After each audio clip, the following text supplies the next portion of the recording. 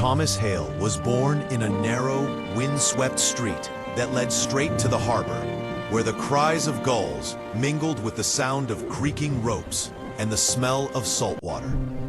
His mother carried him in her arms as she went to wash clothes for sailors, her hands cracked and her back bent with years of labor. His father had worked on small coastal vessels, hauling grain, coal, and timber. But one winter night, a sudden storm claimed his life. The boat never returned, and the sea gave no explanation. From that moment, Thomas learned that life could vanish without warning, and that poverty could settle like a shadow, permanent and unyielding. He grew up watching the harbor with both fascination and fear. Ships of all sizes came and went. Some returned full of cargo, some returned empty, and some never returned at all. Men argued, merchants shouted, sailors cursed, and Thomas watched silently, carrying water, sweeping decks, and tying ropes. Even as a boy, he noticed patterns others ignored, which goods spoiled quickly, which merchants paid fairly, and which captains were reckless. He saw greed destroy lives more surely than storms. The strongest ships could be lost, but the weakest men's fortunes often vanished faster through carelessness than through force. By the time he was 12, Thomas worked almost as long as an adult. His hands were blistered, his back ached constantly, and his sleep was short. Yet, while his body labored, his mind absorbed knowledge. He memorized routes, tracked the timing of shipments, and learned which ports were safest in which season. He discovered that slow, careful planning often delivered better results than hasty decisions. And he began to understand that in trade, timing, trust, and reputation were far more valuable than money itself. Life was never kind. Winter storms destroyed shipments, and Thomas would watch helplessly as crates of grain sank beneath waves.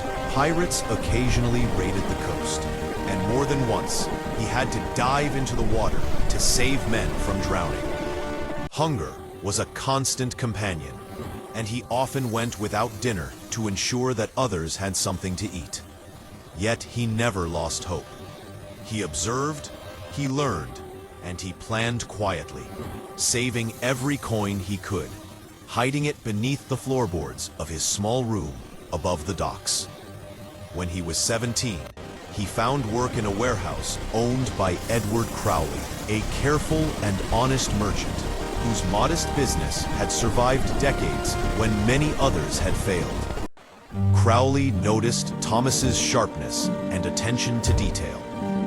He taught him how to inspect cargo, calculate losses before they happened, and recognize trustworthy captains. "The sea forgives no mistakes," Crowley said one evening as they examined a shipment of timber. "And neither do people. Remember that, lad, and you may survive where others fail." Thomas absorbed every word. It is agreed. Crowley's lessons became the foundation of his understanding. He watched how the old merchant refused risky ventures, how he prioritized relationships over immediate profit, and how he managed losses without panic. Thomas realized that in shipping, as in life, patience was the secret currency of survival. He worked long hours, often sleeping on top of the crates to guard them. Every coin he earned went into savings. Even when he was exhausted and hungry, he refused shortcuts that would compromise honesty. When Crowley fell gravely ill, Thomas ran the warehouse alone. He ensured every shipment left on time, that weights were correct, and that goods arrived safely. Merchants took note of his diligence, and the sailors who worked with him began to trust his judgment. When Crowley passed away quietly one winter morning, he left Thomas not a single coin, but a letter that contained his wisdom. "You already know what Ensure matters. every Protect what you can. shipment's time. Respect the sea. Respect the men. Do not be hasty. Trust is your greatest cargo. With his modest savings and a cautious loan, Thomas rented a small coastal vessel. The ship was old, its wood scarred by storms, and many laughed at him, saying he would fail before his first journey ended. But Thomas chose carefully. He shipped basic goods, grain, salt, timber, between nearby ports. He focused on reliability rather than speed. The first years were brutal. Storms battered the vessel. Pirates stole half his cargo once. A fire destroyed much of a shipment another time. Each setback tested him, but he never broke his promise to his crew or to his clients. Slowly, trust began to follow him. Merchants preferred to send their goods with him, knowing that even if their profit was smaller, their shipment would arrive intact. Sailors agreed to work for him because he paid fairly and treated them with respect. Each success allowed him to expand cautiously. One ship became 2, then 3. He built warehouses near the docks to store cargo safely. He hired boys from the harbor and taught them patience, precision, and integrity.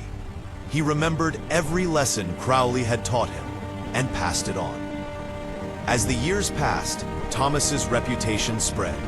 Other merchants tried to undercut him, offering bribes or spreading rumors, but he remained patient. He adjusted routes according to seasons, avoided storms, and delayed departures when necessary. Losses became rare. His crew trusted him with their lives. Families of merchants trusted him with their livelihoods. His wealth grew steadily, slowly, and safely, built on honesty and preparation rather than greed or luck. By his 40s, Thomas controlled a modest fleet of coastal vessels. Look there, He on the expanded horizon. cautiously into The international ships trade, are arriving. sending ships to Wow, neighboring countries they're with essential goods, huge. timber, grain, tools, and textiles. He never chased rare treasures or high-risk cargoes. Instead, he built a business that survived storms, theft, fire, and economic downturns. He continued to live simply, walking the docks daily, speaking with sailors, observing markets, and remembering hunger as vividly as the day his father was lost. Even when storms destroyed other fleets and entire companies collapsed, Thomas's careful planning ensured his ships remained afloat. Merchants turned to him in desperation, trusting his name to deliver. His network grew quietly, steadily. By the time he reached old age, he was known as a man who had risen from nothing, but built an empire of trust, respect, and careful commerce. His life proved that in the old world of shipping, patience, observation, and integrity mattered far more than wealth or daring. Thomas Hale never sought to end his story. Life, he realized, flowed endlessly like the sea. The next shipment, the next storm, the next calculation, there was always work to do, always lives to protect, always trust to earn. And for anyone who listened carefully to his journey, the lesson was clear. Real success in life, whether on land or sea, comes not to those who rush or cheat, but to those who endure, who respect others, Behold, and who move steadily forward, even when the waves threaten to overwhelm them.